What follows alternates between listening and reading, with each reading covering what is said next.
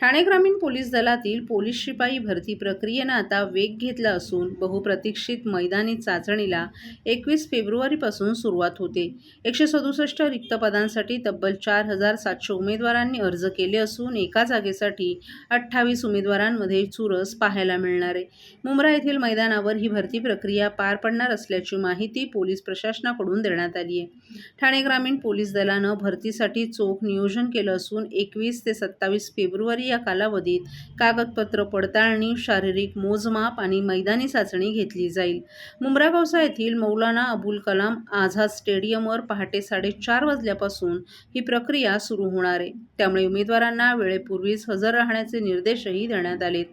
कागदपत्रांची अट कडक करत उमेदवारांनी येताना ऑनलाईन अर्जासह मूळ कागदपत्र आणि त्यांचा एक छायांकित संच सोबत आणणं अनिवार्य आहे.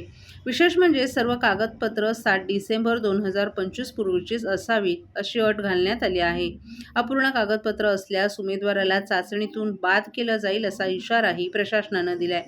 भरती प्रक्रियेत पारदर्शकता राखण्यासाठी पोलीस दल सज्ज आहे. उत्तेजक द्रव्ये किंवा अंमली पदार्थांचं सेवन करणाऱ्या उमेदवारांवर कठोर कारवाई केली जाणार आहे. तसंच मैदानावर धावताना स्पाइक शूज वापरण्यास सक्त मनाई करण्यात आली आहे.